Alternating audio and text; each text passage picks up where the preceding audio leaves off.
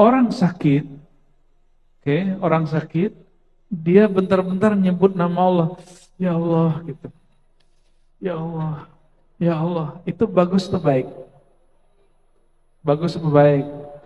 Bagus. Betul nggak? Orang yang gagal selama ini dia terus sukses, terus tiba-tiba dijatuh sesaat dan itu runtuhnya luar biasa. Akhirnya dia sering datang ke sholat ke masjid, dia sering tahajud, dia sering muhasabah diri. Itu bagus atau tidak? Ya, maka Ibnu Athaillah radhiyallahu taala anhu mengatakan apa? Jika engkau tidak mengenal kebaikannya saat nikmat itu ada, dia akan menegurmu dengan ketiadaan nikmat. Pilih mana? Pilih mana, ayo. Ya. Nggak bisa milih kita. Kita hanya bisa usaha, tapi Allah yang memilihkan untuk kita. Maka bab takdir ini ada kaitannya dengan rohani, yaitu satu bab, dua bab, yaitu syukur, sabar, bahkan ada tambahan ketiga, ridho.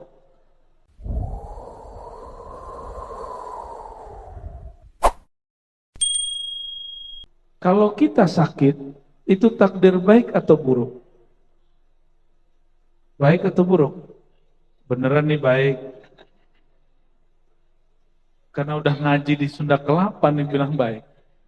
Coba kalau kita sakit rasanya enak apa nggak enak? Itu maksud saya. Nggak enak loh?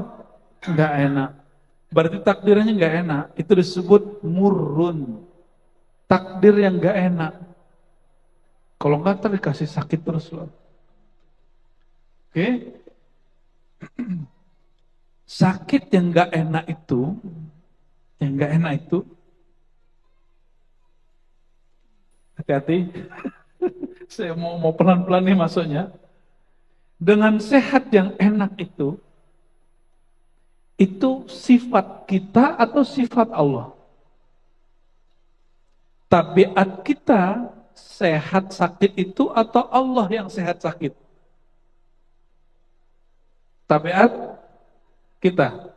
Jadi yang sakit itu, yang merasa sakit itu kita, yang merasa sehat itu kita.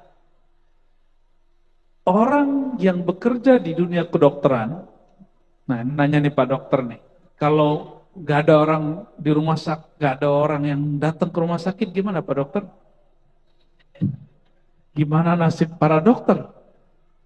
Gimana nasib orang-orang yang bekerja di dunia kedokteran, di dunia farmasi? Jadi sakit itu mungkin gak enak bagi yang sakit, tapi itu baik bagi orang yang bekerja untuk yang takdir hidup dia memang di situ. Ya, mulai connect. Berarti baik dan buruk itu relatif di sini, sedangkan kadar itu objektif dari Allah Subhanahu wa taala. Gajinya sama, rasa syukurnya beda nggak? Ya, karyawan UMR atau lebih, tapi cara dia menerima itu beda. Kenapa beda? Tergantung dia kenal Allahnya beda. Maka Sayyidina Musa bertanya kepada Allah, ya Rabb, syakaraka Adam, wa ma syukruhu, wa kaifa syukruhu. Ya Allah, Sayyidina Adam, kakek kami mensyukuri engkau. Engkau sebut ia hamba yang bersyukur. Bagaimana cara ia mensyukuri engkau? Apa jawaban Allah Ta'ala? Nabi Adam kan tiktokan sama Allah. Dan Nabi Musa juga tiktokan sama Allah. Jadi bagi-bagi cerita. Apa kata Allah? Ya Musa, Adam itu kalau mendapat apapun, mengalami apapun, dia menganggap itu dari Allah. Dia menganggap itu dari Allah. Orang sakit, oke, orang sakit, dia bentar-bentar nyebut nama Allah. Ya Allah, gitu. Ya Allah, ya Allah. Itu bagus atau baik? Bagus atau baik? Bagus. Betul nggak? Orang yang gagal selama ini dia terus terus sukses, terus tiba-tiba dia jatuh sesaat, dan itu runtuhnya luar biasa. Akhirnya dia sering datang ke sholat ke masjid, dia sering tahajud, dia sering muhasabah diri. Itu bagus atau tidak? Ya, maka Ibnu Athaillah radhiyallahu ta'ala anhu mengatakan apa? Jika engkau tidak mengenal kebaikannya saat nikmat itu ada, dia akan menegurmu dengan ketiadaan nikmat. Pilih mana?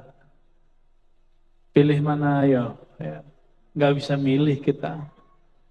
Kita hanya bisa usaha, tapi Allah yang memilihkan untuk kita. Maka bab takdir ini ada kaitannya dengan rohani, yaitu satu bab, dua bab, yaitu syukur, sabar, bahkan ada tambahan ketiga, ridho. Ridho itu gabungan dari syukur dan sabar. Ridho, ridho itu rela. Orang yang sakit, lalu dia menerima sakitnya, dia akan merasakan sakit itu nikmat. Udah pernah ngerasain sakit nikmat belum? Belum, karena belum ridho. Karena belum terima. Orang yang mengalami yang buruk, dia tidak merasakan perhatian Allah saat dia mengalami takdir buruk, itu karena dia belum menerima takdirnya. Ah, teori doang, ya saya akan ngalamin. Ya, takdir apa yang terburuk yang antum alami, mungkin saya lebih dari itu. Ya. Oleh karena itu, Al-Imam Al-Qushairi ditanya mengenai ridho. Kalau syukur, oh kita pada senang dikasih nikmat syukur. Sabar, mungkin sabar dikasih musibah. Tapi siapa yang mendapatkan kalam ini? Kata Imam Qushairi, para imam terdahulu ulama salafus saleh sepakat mengatakan bahwa ridha itu istiwaul murri wal hulwi. Ketika takdir pahit, manis, baik, buruk, sehat, sakit, gagal, sukses tidak merubah rasa bertuhanmu kepada Allah, itu baru disebut ridha. Gimana? Maka tips orang sehat dari sakitnya sakit. Nah, apa itu? Ternyata sakit itu beda dengan rasa sakit. Paham? Sakit itu beda dengan rasa sakit. Gagal itu dengan rasa gagal beda. Orang gagal banyak, tapi dia tidak merasa gagal. Oke? Orang sakit banyak, tapi dia tidak merasa sakit. Itu orang yang menerima takdir. Maka bagi siapapun yang sedang mengalami sakit, coba terima sakitnya. Siapa yang pernah mengalami gagal atau sedang rugi, sedang tidak baik nasibnya, katakan, ya Allah, aku ridho dengan apa yang terjadi pada diriku. Sebagaimana engkau katakan, famin nafsik, itu salah diriku, bukan salah engkau. Pakaikan adab kepada Allah, biar Allah kemudian juga memakaikan adabnya kepada kita. Ya, karena kita berburuk sangka kepada Allah, Allah pun tambah jahat. Bukan jahat sebenarnya. Yang jahat itu pikiran kita. Ana inda zanni abdi. Karena engkau berpikir jahat kepada Allah, apapun yang terjadi padamu, engkau merasa Allah itu jahat. Jadi tiap hari kita mikir, Allah jahat, Allah jahat. Ya, itu. Padahal Allah selalu baik. Gak usah jauh-jauh. Punya tetangga, kita nggak senang sama dia senyum. Tersinggung nggak? Ya, dia senyum, kita tersinggung. Nyengir gitu. Dia nganterin makanan, hadiah, misalnya berbagi. Kita coba, makanan gak enak begini dikasih sama kita. Ya, udahlah dikasih, protes. Nah, sifat kita begitu.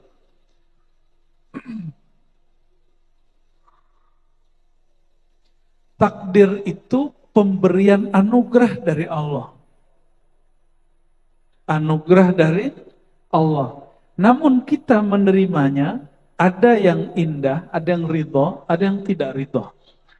Maka yang disebut takdir baik, orang yang menerimanya dengan ridho. Ini bagi ahlul qulub ya, orang yang ahli kolbu menganggap takdir baik itu yang diridhoi oleh kolbu. Meskipun kata orang itu buruk, tapi di kolbu dia indah.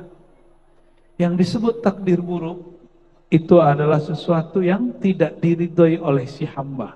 Padahal yang dari Allah semuanya baik.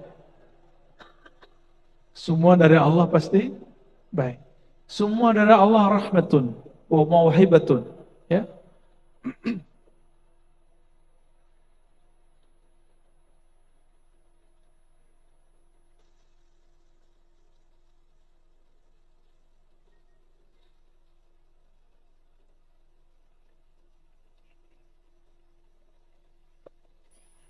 Satu kali Ibnu Ad-Dailami mendatangi sahabat Nabi Ubay bin Ka'ab.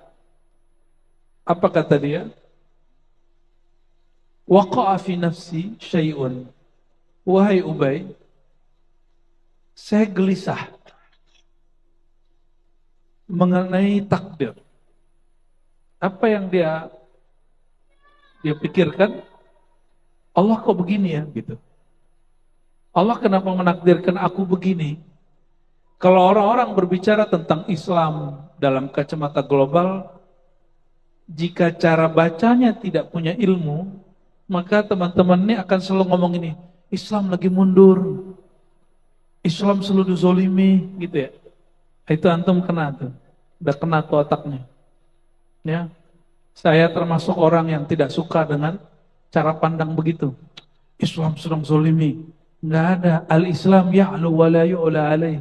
Islam itu selalu tinggi dan nggak pernah di bawah. Islam tidak pernah dizolimi karena Islam itu suci, Islam itu qadim, Islam itu di sisi Allah. Mana ada yang qadim dizolimi oleh yang hadis yang baru dicipta. Oke? Islam tidak pernah dizolimi. Hanya orang yang mengaku Islam, dia merasa dizolimi. Paham? Oke, sudah nyambung? Islam tidak pernah dizolimi. Kalau ada orang bakar mushaf Quran, dia tidak sedang bakar Quran. Karena ini kumpulan lembaran-lembaran. Dia hanya membakar huruf-huruf yang ditulis di dalam lembaran ini. Sedangkan Quran kalam Allah qadim, yang ada pada zat Allah, mustahil disentuh, mustahil dibakar, mustahil dihina. Yang dihina cuma mushaf. Quran tidak akan pernah bisa dihina. Maka saya ngajar orientalism, kritik kita terhadap orientalisme yang bahas Quran, kita memberikan pencerahan kepada mahasiswa begitu. Ya nggak usah khawatir, nggak usah merasa Islam itu dihina, Quran dihina, biasa aja. Yang dihina itu orang yang merasa Islam. Oke? Karena inna din, sesungguhnya din di sisi Allah, indallahil Islam. Kalau di sisi Allah pasti mulia. Nah, jadi tolong diubah konsepnya. Islam tidak pernah hina, tidak pernah kalah, tidak pernah mundur. Islam tetap tinggi. Orang Islamnya yang mundur, orang yang merasa berislam, tapi dia tidak serius berislamnya, itu yang mundur, itu yang gagal, itu yang tidak maju. Di masa Rasulullah SAW menyebar Islam di Mekah, di Madinah, kita di Indonesia belum ada, di negeri Indonesia belum ada Muslim Indonesia. Ya, jangan merasa memiliki Islam. Islam itu memiliki Allah. Ya, kita ini hanya sedang memantaskan diri untuk Islam. Dan semoga Allah memandang kita pantas untuk Islam. Amin. Rabbal. Itu yang disebut wala tamutunna illa wa antum muslimun. Jangan kamu mati kecuali engkau memantaskan dirimu dengan al-Islam. Apa makna al-Islam? Berserah diri, total menyerahkan diri, menerima diri di hadapan Allah Subhanahu wa taala. Orang ini bertanya, Ibn Dailami, wahai Ubay, aku galau masalah takdir. Apa jawaban Ubay?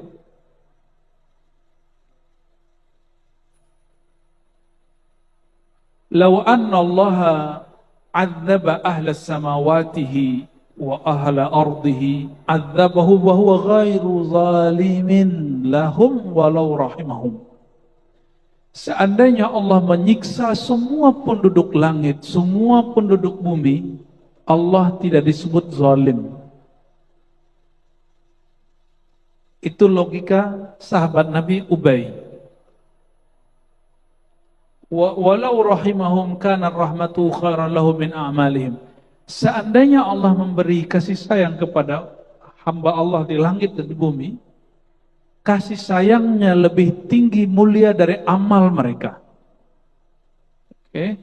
Lau anfaqta misla uhdin dhahaban fi sabilillah ma taqabbalahu Allah minka hatta tu'mina bil qadar.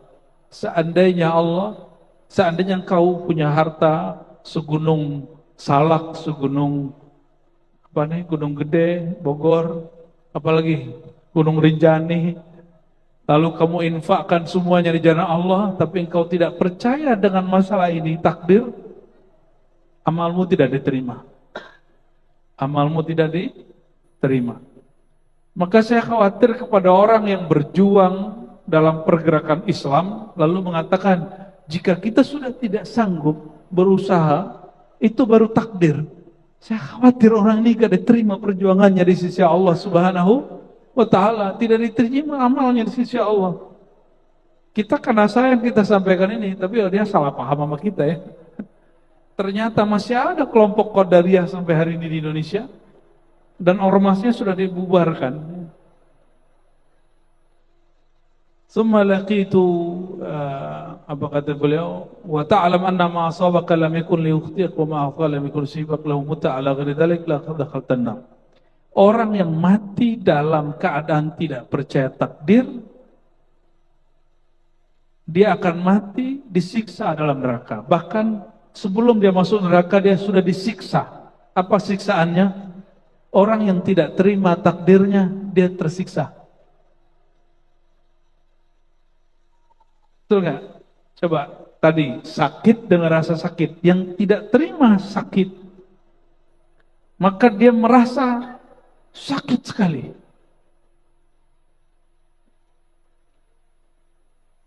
Disenggol orang, nggak terima, gimana? Oh, bisa kemudian turun dari motor ya. Tahu-tahu yang di dalam mobil bodyguard, habislah. Sama juga ya, takdir perempuan ya. Perempuan ini kan takdirnya Masya Allah. Perempuan itu banyak anugerah kepada mereka. Tapi bagi perempuan yang lain, menikah, lalu hamil, melahirkan, menyusui, ngasuh anak, itu baik apa buruk ibu? Beneran? Apa beban? Beban nggak?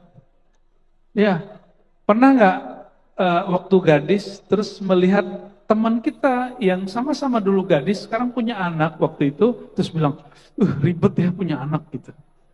Ada yang ngomong gitu nggak? Padahal yang punya anak menikmati punya anak. Kejadiannya dianggap buruk oleh A yang melihat, tapi yang mengalami merasa indah. Nah, ini yang dialami oleh para imam kita. Imam Syibli ketika mau meninggal yang dibaca Allah, Allah, Allah dalam hatinya. Muridnya repot. Apa kata muridnya? Wahai Tuan Syibli, bacalah la ilaha illallah, karena siapa yang akhir kalamnya la ilaha illallah pasti masuk surga. Kata dia, saya sudah bersama yang punya nama itu. Ente nggak usah ganggu. Ya, ada yang begitu.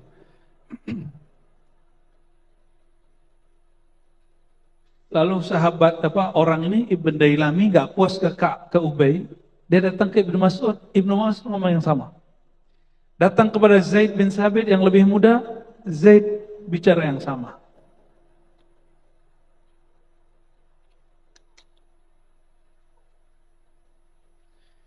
Saya mau tanya, adakah yang terjadi di alam semesta di luar takdir Allah? Ada nggak?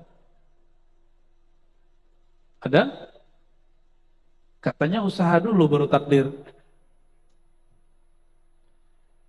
Adakah satu jengkal di muka bumi terjadi tanpa takdir Allah? Ada nggak? Jika ada orang mengatakan ada, maka dia musyrik. Maka dia musyrik. Berarti apapun yang terjadi, satu detik berlalu, semua dalam takdir Allah Subhanahu wa Ta'ala. Oleh karena itu malam ini saya mengajak memahami takdir jangan cuma urusan nasib baik, nasib buruk, tapi takdir itu bukan. Nah, mohon persepsinya diluruskan.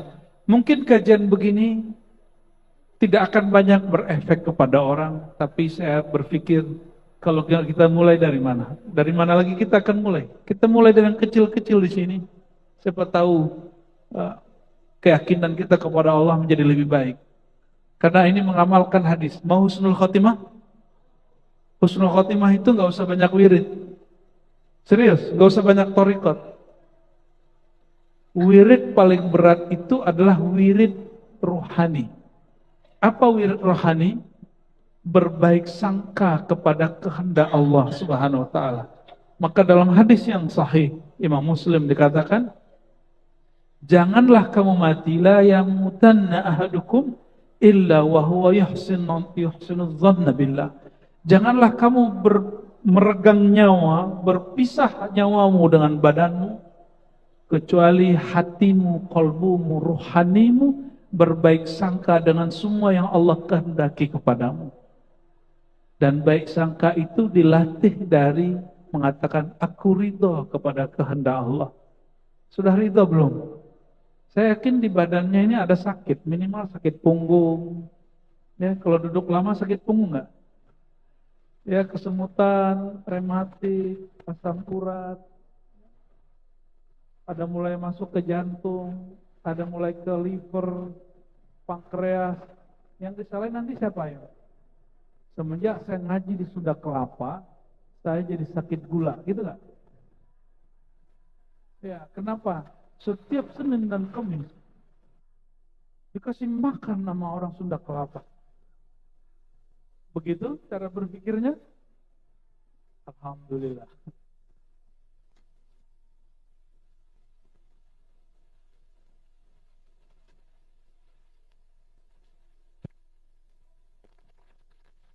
Banyak orang berpikir takdir itu cuma 4. Ada kan yang ngomong gitu kan? Apa aja tuh? Rezeki, amal, ajal, baik buruk, begitu ya? Saya mau tanya, Bapak Ibu, 4 itu mencakup hidup kita atau bukan? Jadi ada seorang ustadz di kampung kita dulu, khotbah sudah 20 tahun bunyinya begitu. Apa kata dia? Tapi sekarang udah berubah. Takdir itu cuma 4, di luar itu nggak takdir. Terus ini salah paham. Ya, ada sebuah hadis yang menyebutkan bahwa inna ahadakum yujma' khalquhu, disebutkan di sini ya.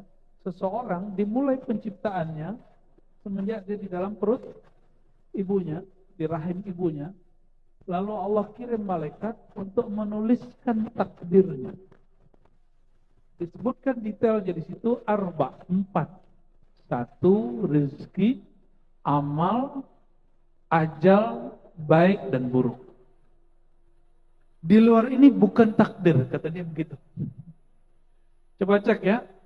Rezeki mulai dari kita ada di perut ibu kita sampai hari ini, nafas yang kita hirup, bahkan air ketuban yang dulu diminum itu, dan makanan yang dikirim lewat plasenta, itu bagian dari rezeki Allah.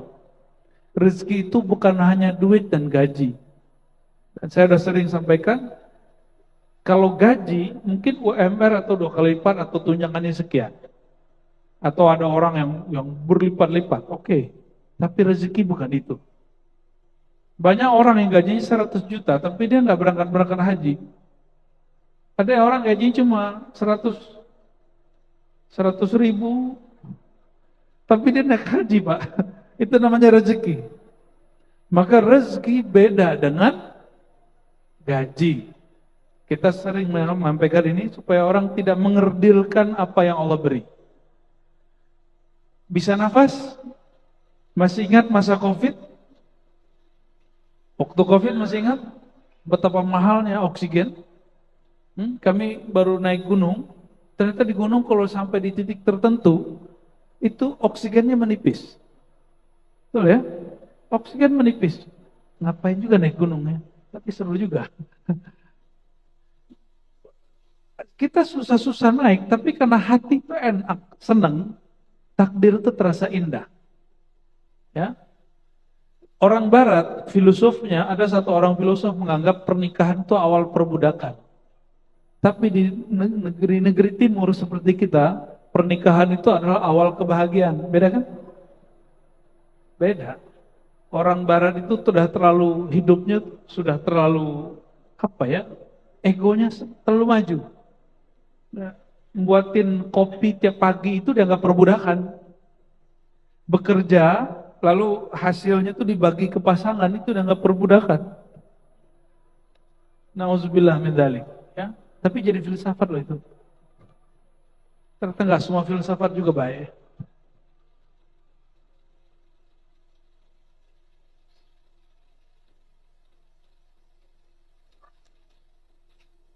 Apa yang ajib dalam kitab ini, Syu'abul Iman, ada yang disebut hadis mimpi.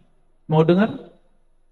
Ini dalil saya kenapa kita boleh menceritakan mimpi orang tentang Rasulullah atau mimpi kita terhadap Rasulullah SAW, tapi dengan cara yang benar, dengan cara yang tepat. Ya, jangan seperti orang-orang jahil mengatakan, nggak boleh riya, mimpi ketemu Rasulullah nggak boleh ceritakan. Berarti imam ini riya nih. Ada yang mengatakan imam riya? Oke, kita dengerin azan dulu, baru kita bacakan ya. Fadhal. Memperkenankan, mengisahkan tentang jumpa Rasulullah dalam mimpi dan dijadikan sebagai satu ungkapan ibarat yang dapat kita ambil maknanya. Dan isi mimpinya adalah mengkonfirmasi makna hadis tenang tadi.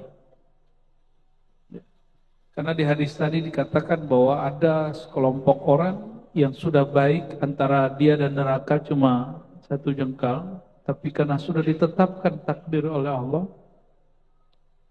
sebelum meninggal, dia beramal dengan amal ahli nar dan dia masuk neraka.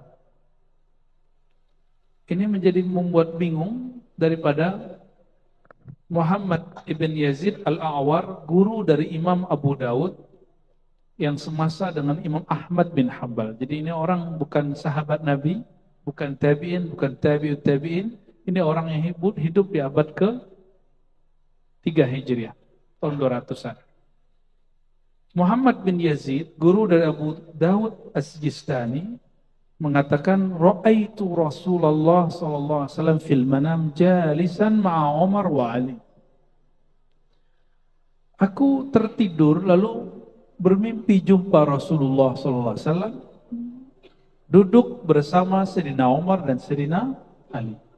Mimpi sampai hari ini sains tidak bisa menjelaskannya, ya. Maka saya tidak menganggap semua teori tentang mimpi dari sains itu dapat diterima, karena mimpi yang dimaksud baginda Rasulullah SAW bukan itu.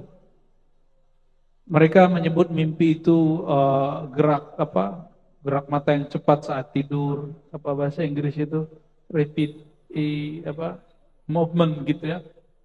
Itu benar ya, REM. Oke. Itu usaha mereka karena saintis itu melihat secara empiris. Sedangkan mimpi bukan wilayah empirik. Empiris artinya apa? Panca indera, sesuatu yang bisa diraba, yang bisa dipandang secara mata. Saya pernah ngasih pertanyaan, ya. Coba lihat buku ini, kelihatan? Oke. Coba lihat rasa senang di hati, bisa lihat? Gak bisa? Kenapa? Karena rasa senang bukan wilayah empirik. Jadi jangankan mimpi, rasa senang pun itu tidak dapat disaintiskan sampai hari ini. Maka orang cuma kemudian mengatakan, kan sekarang ada cara ngecek orang bohong. Ya, nah, nanti dilihat pupilnya membesarkah atau gimana kah, ya. Itu ada kelemahannya. Selalu ada celahnya di situ. Karena orang-orang psikopat bisa melakukan pribadi ganda dan dia nggak ketahuan apa-apa. Jadi masih bisa dimanipulasi. Maka mimpi ketemu Rasulullah SAW, kita ikuti apa yang dikatakan oleh Nabi SAW. Ar-ru'ya, ya, as-salihah, mimpi itu bagian dari mubasyarat, kabar gembira dari Allah. Kenapa? Ru'yal anbiya wahyun. Pada Nabi mimpi itu wahyu. Pada wali mimpi itu ilham. Oke? Pada Nabi mimpi itu wahyu, pada ulama, wali Allah, mimpi itu ilham. Ya, berarti mimpi itu penting. Kalau bagi seorang guru mursyid, mimpi itu adalah cara membaca indikator kolbu murid.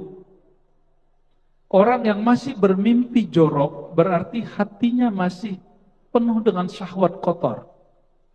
Dan dia belum layak menjadi kekasih Allah. Karena dia masih menyimpan yang jorok di kolbunya. Ya. Dan orang yang paling jorok itu orang yang paling banyak menahan nafsunya. Dan orang yang paling bersih hatinya, orang yang menyalurkannya lebih banyak kepada yang halal. Makanya Nabi SAW mengatakan, wa fi bud'i ahadikum shadaqah. Dalam semua anggota tubuh ini ada sedekah. Ada yang senyum nih Buya Aldom ini. Jangan salah paham Buya. Oke. Paham di situ? Ada orang nggak mau menikah, lalu ketika melihat lawan jenis yang gagah atau cantik, terus dia ngeres, dia bersyahwat. Itu apakah lebih baik daripada orang yang menikah? Mana yang lebih baik? Dan dia menikah lagi. Begitu, ya. Tapi orang-orang akan berpikir apa? Enggak, yang baik itu yang tidak menikah. Rahib-rahib itu karena menahan itu bagi orang awam lebih baik. Rahib, orang suci, mesti dia tidak melakukan hal-hal yang beginian. Itu persepsi orang awam. Tapi Rasulullah SAW tidak begitu. Ya. Nah, jadi cara ngecek kolbu seseorang itu oke atau tidak, itu mimpinya apa. Jadi mimpi itu Allah ciptakan bukan sia-sia. Oke, jadi tidak ada namanya bunga tidur bagi seorang guru. Nah, yang ada antumnya halu. Apa kata beliau? Aku bermimpi ketemu Nabi SAW, Sayyidina Umar, Sayyidina Ali, dan bertanya tentang hadis Abdullah bin Mas'ud. Jadi bisa konfirmasi ilmu dalam. Jadi dia dalam mimpi aja nanya ke Rasulullah, apalagi kalau lagi jaga. Antum kira-kira kalau mimpi ketemu Nabi ngapain? Belum tahu kan? Orang ini kalau ketemu Nabi dia bilang, saya kalau ketemu Rasulullah saya mau nanya hadis ini. Ini orang ini. Dan benar dia mimpi ketemu Rasulullah SAW dan menanyakan hadis itu. Lalu Nabi SAW menjawab bahwa ini adalah bab takdir. Ya. Fa'adaha thalasan ghafarallahu lil amas. Ya. Oke, saya nggak membahas tentang isinya, tapi hanya ingin menyampaikan bahwa bab hadis mimpi boleh dijadikan satu bahan kabar gembira di dalam kajian. Bahkan ditaruh di dalam kitab-kitab yang ilmiah. Ini kitab ini ilmiah bukan? Kitab ini ilmiah menurut ahli hadis karena dia menggunakan riwayat itu yang disebut ilmiah dalam tradisi ahli hadis. Bapak Ibu yang bukan Allah, mungkin bab takdir tidak bisa kita baca semua. Ya, kita skip dulu, bulan depan kalau umur panjang kita sambung. Namun yang dapat kita ambil dari teks sebelumnya adalah bahwa takdir itu melingkupi semua kejadian di alam semesta Pintar-pintar cara menerimanya. Ya, terimalah dengan ridho. Ada pertanyaan kah? Silakan lihat. Ya.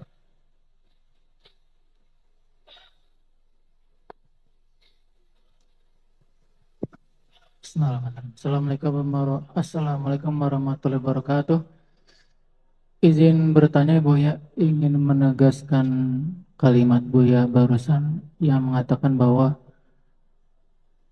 tanamkan buat kita semua bahwa segala hal-hal yang baik itu datang dari Allah, takdir.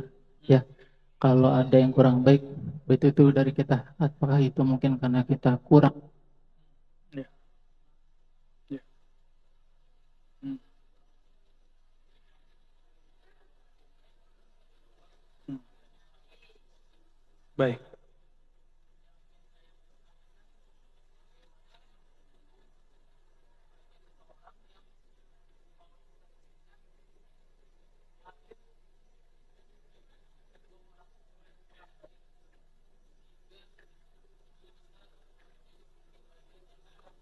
Oke. Baik. Baik. Dia tidak baik. Hmm.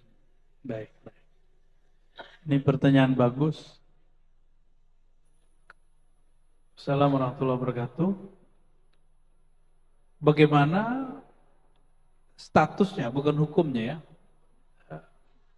Orang yang punya orang tua tidak baik, terus dia lahir di lingkungan tidak baik dan menjadi orang tidak baik. Bapak Ibu, saudara-saudari yang berkah Allah, betul ada hadis kullu mauludin yuladu alal fitrah. Setiap yang terlahir lahir fitrah, orang tuanya yang akan membentuk dia, atau dalam bahasa psikologi, lingkungan dia yang akan membentuk dia. Betul. Tapi ada disebut dengan baik turunan, ada baik al-kasab, baik yang diperoleh. Ada Islam turunan, ada Islam yang dicari.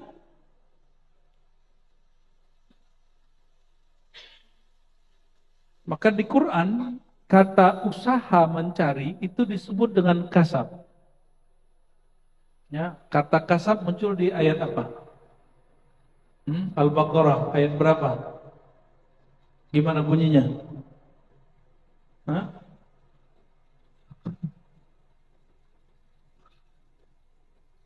Sebelum yang itu, tilka ummatun qad khalat laha ma kasabat, ya, wa 'alaiha maktasabat. Itu umat terdahulu, orang tua kita orang terdahulu. Laha ma kasabat, yang mereka lakukan, mereka yang nanggung. Maka tidak ada namanya dosa warisan. Maka saya juga tidak menerima namanya Islam warisan. Tidak ada namanya agama warisan. Agama itu mesti kita yang mencari. Adapun kita terlahir, diazankan, itu anugerah dari Allah SWT. Ya, anugerah dari Allah SWT. Tapi kita harus mengisi keislaman itu. Gimana kalau orang tua kita non-muslim? Apakah itu takdir buruk? Enggak juga. Banyak kok yang terlahir muslim gak baik juga. Korupsi juga. Betul gak? Banyak yang terlahir non-muslim gak korupsi, ada juga. Berarti baik itu bukan masalah status agama dia, tapi apa yang dia cari dari kebaikan itu. Itu yang disebut laha makasabat wa 'alaiha maktasabat. Baginya pertanggungjawaban dari apa yang dia usahakan. Maka disebut perbuatan Allah itu disebut takdir, perbuatan manusia disebut kasab. Ini istilah Quran. Laha ma kasabat kasab. Bagi jiwa manusia pertanggungjawaban apa yang dia usahakan lakukan. Wa 'alaiha maktasabat. Maka laha baik, 'alaiha buruk.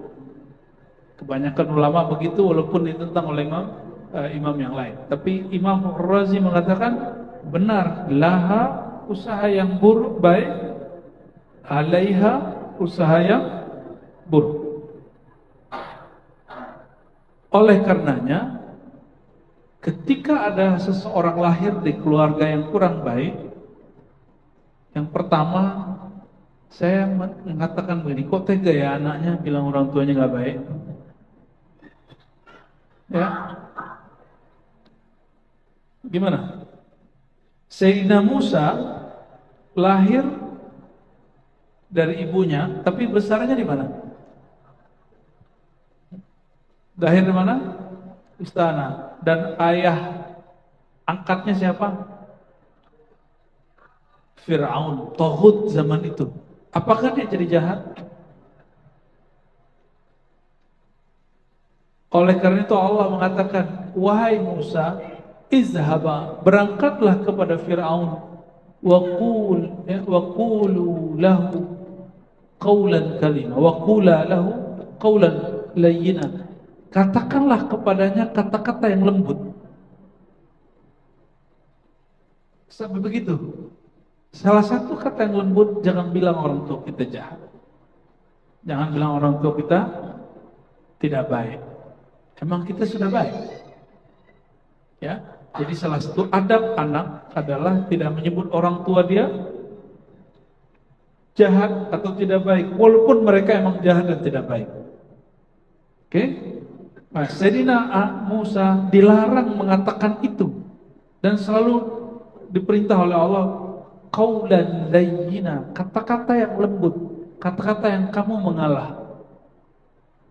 Oke? Itu bukan orang tua asli loh, itu cuma orang tua angkat. Orang yang merasa dia tandingan Allah Subhanahu wa taala, bahkan Allah pun mengatakan katakan yang baik kepadanya. Ya. Ini baru cuma beda yasinan maka yasinan, kita nggak yasinan, orang tua yasinan kita udah bentak-bentak. Ya, ada yang begitu kan hari ini? Ya, kalau Mas kayaknya enggak sih. Ya. Sudah banyak begitu hari ini. Orang tuanya dengerin musik. Saya itu maksudnya, ya. Itu kasetnya saya buang dulu itu. Ya, almarhum bapak saya itu paling paham. Tapi kayaknya doa beliau. Jadi selama lebih dari 3 tahun, setiap kali ada kaset dibeli bapak saya buang belakang. Belakang itu ada kali tua, kita buang. Sore saya buang, besok pagi beliau pungut. Pagi saya buang, sorenya beliau pungut. Dan nggak pernah marah, saya dibiarin aja. Ternyata doa beliau, kita ketemu guru yang baik. Alhamdulillah rabbil alamin. Ya, rahimallahu walidaina, amin. Ya. Ada lagi pertanyaan? Cukup? Satu pertanyaan dari TikTok Live Masjid Agung Sunda Kelapa dari saudara Fulan. Ya. Apa perbedaan zikir khafi, sir dan zikir zahir? Mana yang lebih baik? Innahu ya'lamu sirra wa akhfa. Dalam Al-Quran Allah mengetahui yang sir dan rahasia dan yang lebih rahasia lagi namanya akhfa. Ya, ada Qurannya, ada ayatnya. Ya. Juga ada ya'lamul jahra, Allah mengetahui yang jahar. Nah, zikir itu adalah proses mengingat Allah Subhanahu wa taala. Lidah itu tidak mengingat, dia cuma menyebut.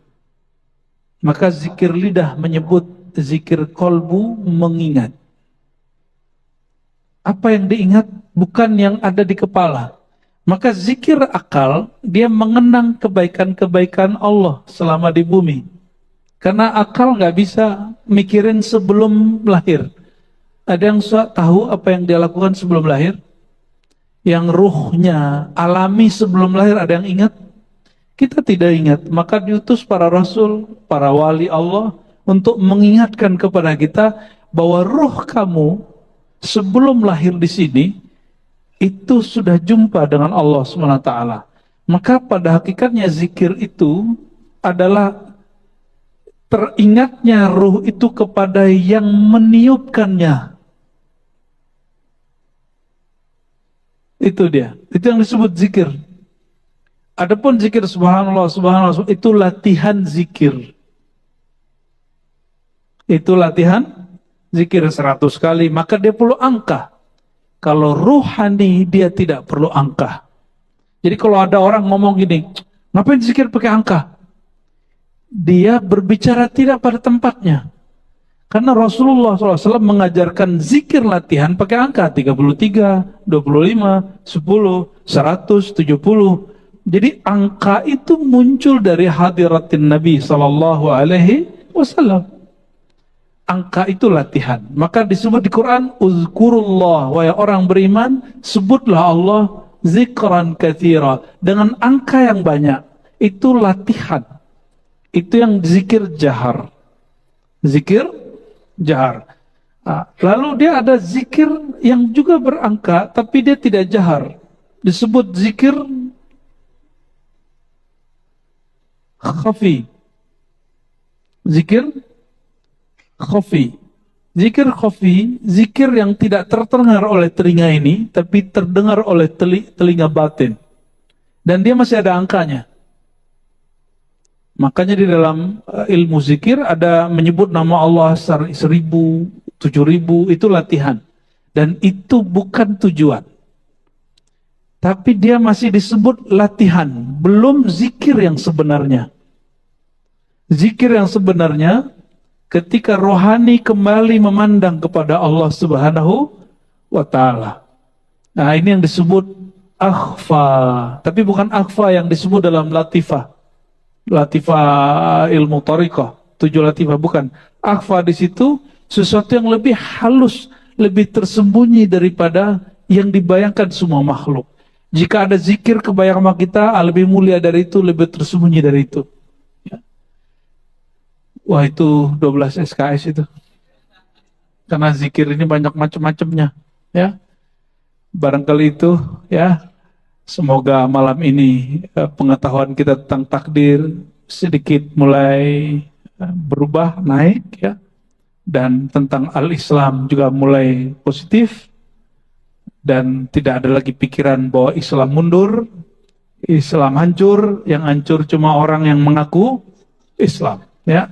Tidak ada takdir yang benar-benar buruk, yang hanya adalah perasaan kita tentang takdir itu buruk. Itu yang dimaksud dengan hadis, engkau percaya kepada takdir, apakah rasanya buruk, apakah rasanya baik. Dan solusinya hanya satu, kul raditu billah, katakan aku ridho kepada Allah, tazuk halawatal iman, kalian akan merasakan manisnya iman, akan merasa bahagia di dunia. Baik, kita tutup dengan doa. Allahumma sholli ala sayyidina Muhammad. Allahumma ya Rahman Rahim, ya Qadir, ya Qadir, ya Qadir, ya Rabbal Maqadir, ya Allah yang maha mentakdirkan kami. Sholli ala sayyidina Muhammad. Sampaikan salam kami kepada Nabi Muhammad sallallahu alaihi wasallam. Allahumma altuf bina fi maqadirika. Ya Allah, Engkau yang maha menentukan kadar hidup kami, kadar nasib kami. Lembutkanlah takdir Engkau pada kami, ya Allah. Ya Allah, kami yakin semua yang Engkau kehendaki itu baik. Namun hati kami kadang yang tidak baik. Maka ya Rabb, aslih lana syu'unana, aslih lana qulubana, aslih lana asrarana, aslih lana arwahana. Maka mohon ya Allah, perbaiki jiwa kami, perbaiki batin kami, perbaiki kolbu kami, sehingga ketika Engkau berkehendak apapun kami memandangnya itu suatu hikmah yang luar biasa, suatu ketentuan yang ada anugerah di dalamnya. Allahumma ya Allah, qina syarra ma qadait. Jika memang ada takdir yang buruk dalam persepsi kami, tolong menjaga kami dari semua takdir yang buruk. Jadikan takdir kami menjadi takdir yang baik. Wa sallallahu ala sayyidil wujud, sayyidil thaqalain, sayyidil qawnain, jaddil hasanain, wa ala alihi wa ashabihi ajma'in, walhamdulillahi rabbil alamin.